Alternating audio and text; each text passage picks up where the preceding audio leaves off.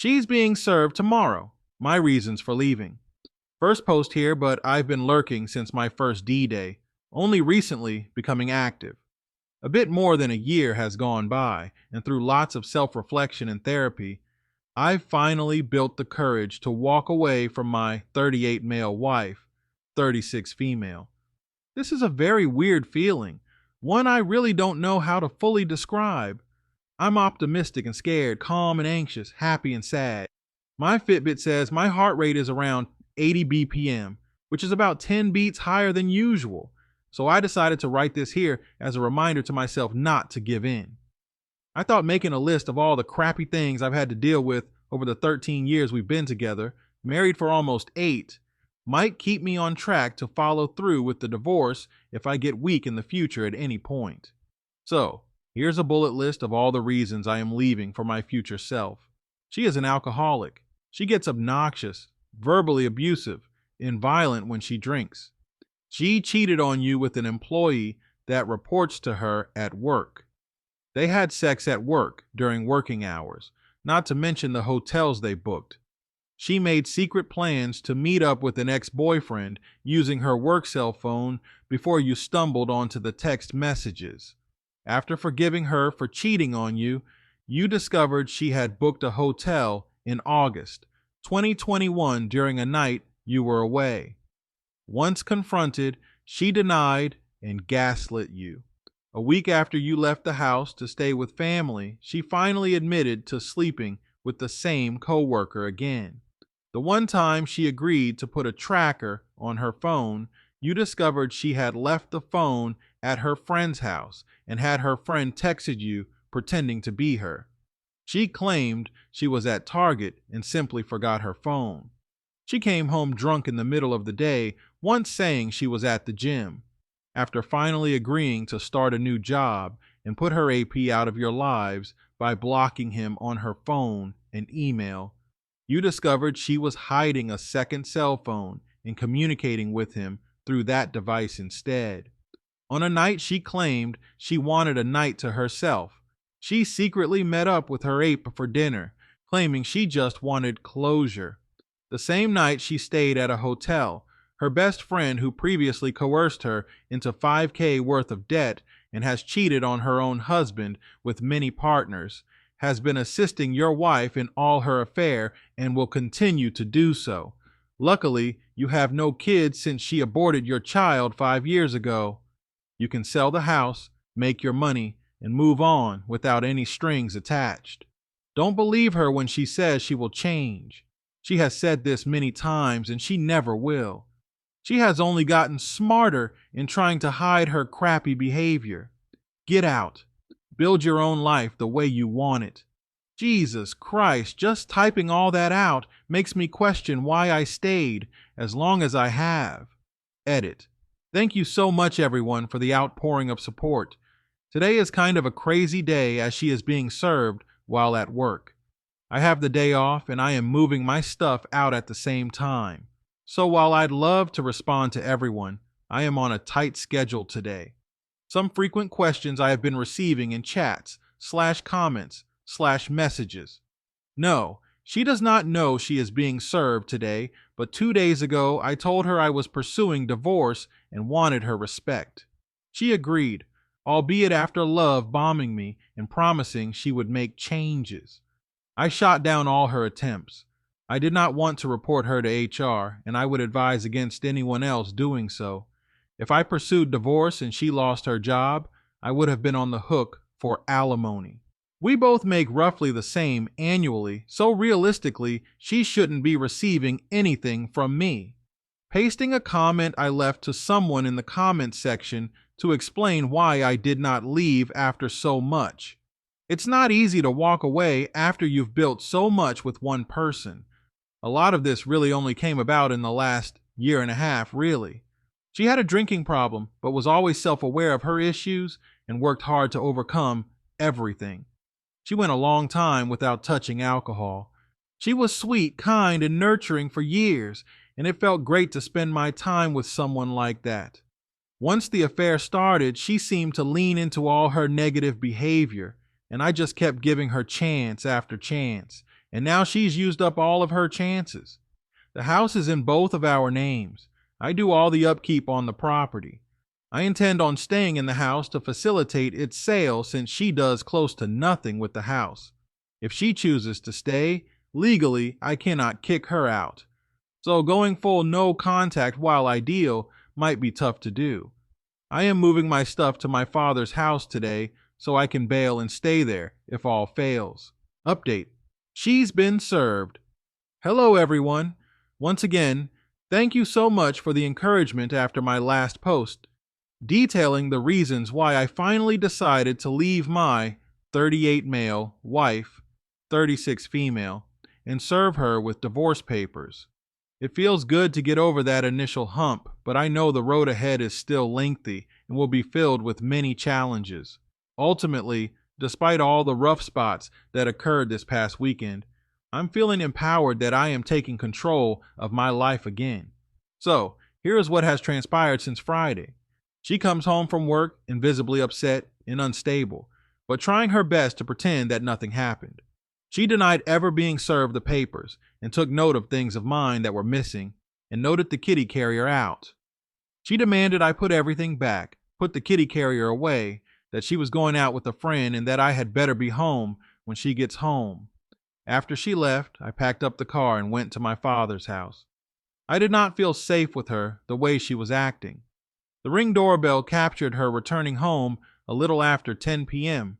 Then, around 11:30 p.m., it captured her again in one of the strangest and most unsettling ways I have ever seen my wife behave. She walked out the front door and stood in the driveway for a moment, then began dancing and singing the chorus of "The Boy Is Mine" by Brandy and Monica. After singing the chorus of the song and a couple more verses, she walked back up the front stoop and tried to tear the Ring doorbell out, but she was unsuccessful and walked back into the house. She was obviously drunk, and I was very satisfied with my decision to leave the house and stay at my father's. I have saved the video and sent it to my attorney. On Saturday morning, her friend picked her up at 5 a.m. as they had plans for a day trip to shop at the outlets. I went home and investigated the house. Luckily, everything seemed all right and nothing was damaged by her. She came home in the early evening and still pretended that everything was all right, and she was never served any papers. I ignored her and stayed to myself on the couch. Eventually, she came and sat down, admitted to receiving the papers, then unleashed a number of different tactics on me to get me to drop the divorce. She threatened, mocked, begged, negotiated, pleaded, love-bombed, and guilted me over the course of 2 to 3 hours discussing everything.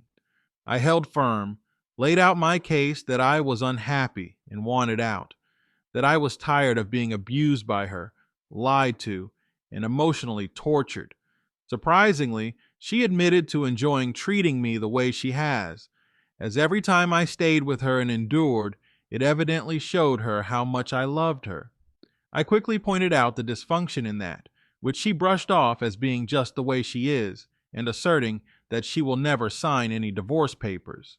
Things have calmed down. There's obvious tension in the house still, but we are coexisting and keeping things cordial. My attorney has advised that she has seen this plenty of times in her years of being a divorce attorney, and once all her tactics fail and she realizes that the divorce is not going to stop, she will turn to rage and go on the attack. So I'm preparing for that next. This is certainly the start of a very long battle, I'm sure, but I keep thinking of the goal at the end of all this. Me, on my own, and self-sufficient, in my own place, not being tormented any longer. I absolutely cannot wait for that day. Update, I'm thriving and she's a drunken wreck. It's been a little over 3 weeks now since I served my 38 male wife, 36 female, with divorce.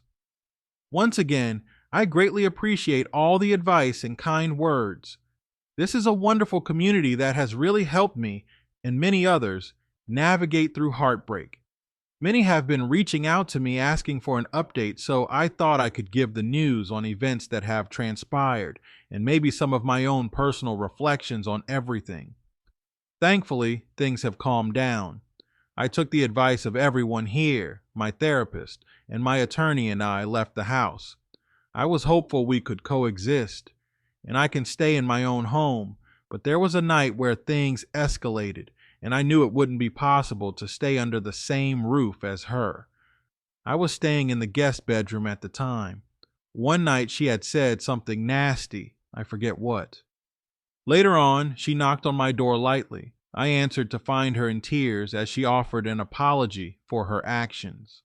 I thanked her and asked that she leave me be.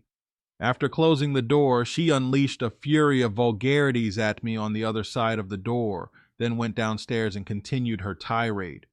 Freaking ashhole, I heard over and over, among many heinous insults to me and my family. Luckily, there was no sign of impending violence, but I sat in the room above her as she continued cursing and yelling, hoping she would stop. She eventually did.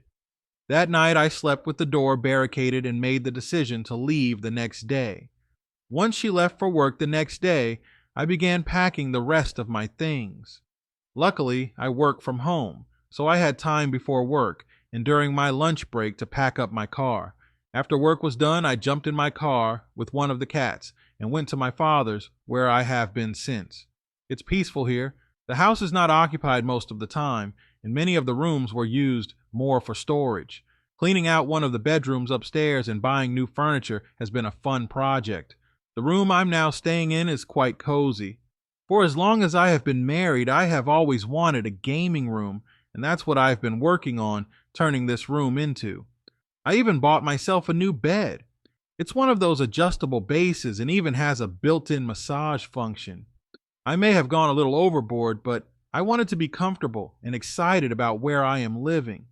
As of typing this up, I can confirm I'm thrilled to be here. I even got my email confirmation for my Steam Deck, so that was a nice added bonus from Valve. It's as if they knew I was going through a tough time and needed something fun. Ha! There has been some communication between us, but very little. Since my wife does not clean or really know how to take care of the house, I have been visiting on weekends to check on things and grab any other items I may have left behind. Her tone has definitely changed. She has been begging me to call off the divorce, taking ownership of all things wrong with the marriage, offering to have the open policy I have been asking her for, and swearing that she called everything off with the guy she had an affair with. I'm not buying it. I know this version of my wife as I have seen it many times. Once the dust settles, she will revert back to her old toxic habits. For now, it's nice to hear directly from the source of my heartache that she is actually claiming responsibility for everything she has done, even if that gesture is a facade and short-lived. She is a person with many personal issues that I have taken an active role in assisting with. It's rather astonishing to sit back now and reflect on all the things I have helped her with throughout the years, all the ups and downs. I saw her last Sunday when I stopped at the house. The place is a mess, with empty bottles of wine scattered around. After I arrived at the house, she went into the bathroom to throw up quite loudly. She came out and said she was hungover from drinking the night before. I maintained the gray rock method and didn't engage in any way, which only fueled her sorrow further. "You don't even care," she said a few times to me while holding back tears, clearly trying to bait me. She is scrambling to suck me back to being a manipulated toy to play with, and it isn't working. It makes me sad to see her like this, but I also lost my motivation to help her, mainly because I realized that there is nothing I can do for her anymore. Coming to terms with that really does feel refreshing. Sometimes I wonder why I stayed for as long as I did, but I'm content with how things have unfolded and with my decisions. I first found out she was cheating on me in April 2021, then found out she cheated again in August that same year. For many, that would have been enough in itself, but I still stayed. As my therapist said to me, a year ago, I wasn't ready to walk away. I am now. I needed to see this through and confirm that the problem was not me. The problem is entirely her, and there is nothing I can do about it. My options are to endure perpetual heartbreak or leave. I chose to leave. A year ago, I did not realize those were the only cards on the table. I thought I could change myself and make the marriage work. I was wrong. My own family tried to coach me, but I needed to realize it myself without being told. That's the important part of leaving a spouse. It has to be your own decision, not someone else's. This is my decision. I am owning it, and I am improving my life little by little. There's a profound reward in learning a vital lesson in life. This hard-won knowledge is precious to personal development. I endured the hollow charade of her bullcrap because I had to learn on my own. I'm not in any way ashamed to admit I stayed throughout all the issues. I'm incredibly proud of myself for finally coming to terms with everything and taking the hard steps to move on with my life. And I'm pursuing all the things I had put off for a long time. I'm making a nice gaming room for myself, exercising a whole heck of a lot. A few years ago, I wrote a book but never pursued being published. I had another book I wanted to write, and I'm pleased to say that I have begun writing it. All these things I had put aside for years and made my marriage a priority. It's so incredibly refreshing to finally indulge in my own interests. I'm moving on, improving myself, and she is drinking herself into misery. I'm focusing on me, and it feels so great. My father's house has a lot of meaning to my family. Many, many memories here. My grandfather came here from Portugal when he was young and purchased the property. He grew up in Portugal, living off the land and growing his own food. If he didn't do that, he didn't eat. So when he came here, he purchased a large piece of land, built a house, built a barn in the backyard, planted crops, and an orchard.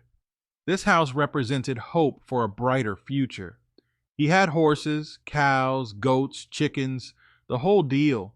As my father and his siblings grew up, the land became less populated by livestock and more a representation of family and freedom. My uncles began rock bands and converted the horse stables in the barn to practicing spaces for their music. They played among whatever animals were left at the time. When I was born, my father brought me here on the weekends. He and my mother divorced when I was only a few months old, but remained cordial. Weekends meant being free on this land with my dad. It was paradise for a child like me. No rules, lots of land to explore and play on, and a badass father who made me feel so loved and free. He bought me a dirt bike when I was 8 or 9 years old. I used to ride that bike all over the property, around the barn, on the front lawn. My grandmother used to complain that I was tearing up the grass. She'd come outside as I drove by the front of the house and yell at me to slow down, but I'd scoff at her and ride faster around the house and through the orchard. There were a few nights here when my father would open the window to his upstairs bedroom and climb out on the roof. He'd coax me out with him, and we'd lay on our backs in the middle of the night, engulfed in darkness while staring up at the stars together, talking about traveling the universe and whether there is life somewhere out there. Last night I snuck out through that same window, sat on the roof in my pajamas, looked up at the stars and cried while pondering life. I cried partly due to sadness, but mostly because I felt that freedom and hope I once had when I was a kid in this house. Back then, I was always so incredibly eager for what would come from life. I looked forward to growing up, being a good person and living an honest, fulfilling life. Those feelings vanished for a long time, but they are slowly emerging from beneath the rubble of a failed marriage. There's hope for a brighter future, and I can't wait to see what comes next. Update notifying AP's spouse. I'm curious to hear if anyone tracked down the spouse, significant other of the AP, and notified them of the infidelity you discovered and how that turned out for you if you did. I have been debating for quite some going through with this, but I've gotten mixed responses from professionals. When my wife and I were trying to reconcile, I brought this up during couples therapy, and our therapist vehemently shot this down, saying it was not my place to do such a thing and that karma would eventually catch up with AP.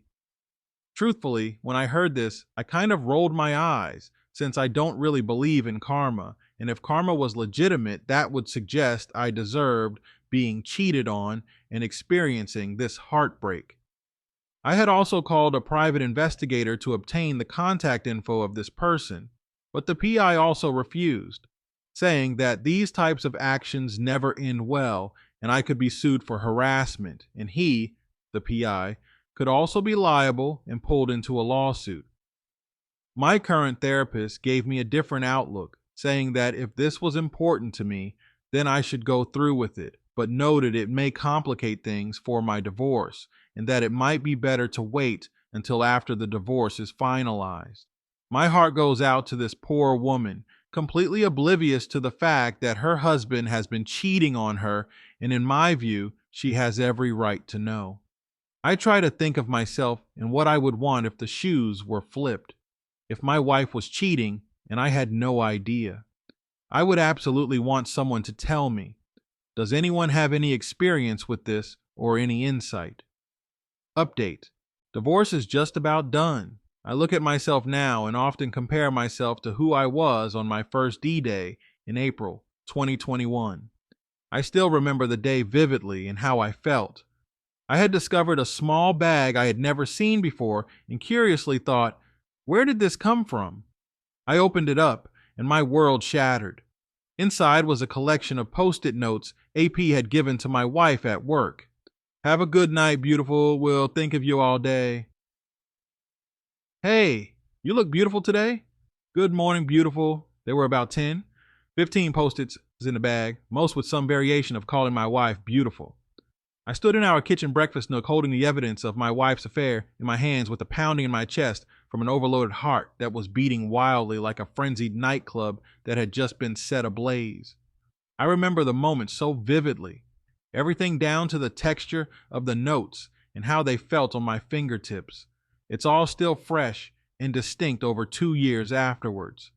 I remember my mind racing, desperately trying to make sense of what I was looking at, looking for some excuse to explain it all away. Maybe these are from a female coworker. Women sometimes talk like this to each other, right? I thought.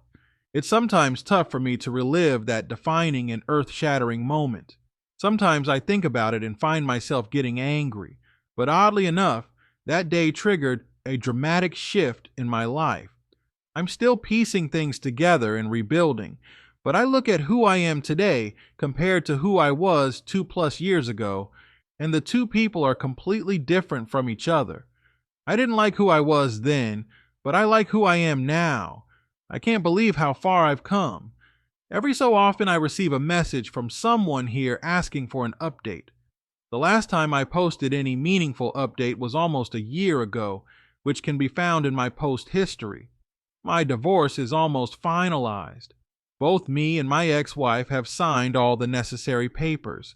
The papers have been filed with the court, and we are simply awaiting a judge to approve everything. The house has been officially sold as of last week. We are essentially finished. There's nothing more for us to do but wait for a judge to approve the divorce. The path getting to this point was quite tumultuous. She behaved like a screaming child that I had to drag through the whole process and force her to finally agree to the proposed stipulation of settlement agreement and to sell the house. But even as she began cooperating with the process, I would still receive those drunk texts begging me to go back to her, and when I refused, she would turn to rage before eventually returning to the love bomb approach to win me back. Her mood would shift quite dramatically. In a span of 1 week, she went from texting me, "F you, I'm better than you, I can't wait to be divorced from you," to later handwriting me a letter, taking a picture of that letter and texting it to me, where she referred to me as a great man and the husband of her dreams. But I did not waver.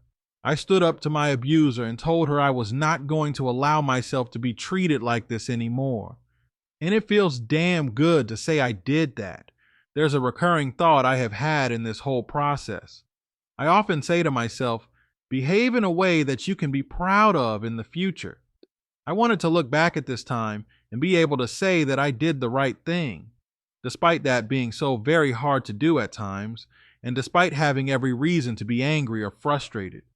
I think about who I want to be as a person on this earth, and I act and make decisions that align with that vision. I want to be someone that upholds integrity and respect for others, regardless of their behavior, as destructive as it may be at times.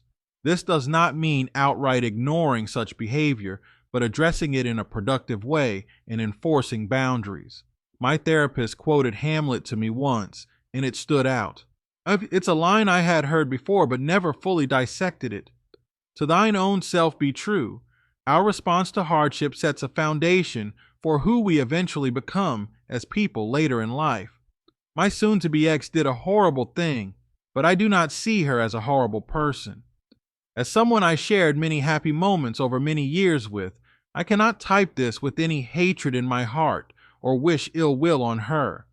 I still love her, always will, and wish her all the happiness in the world.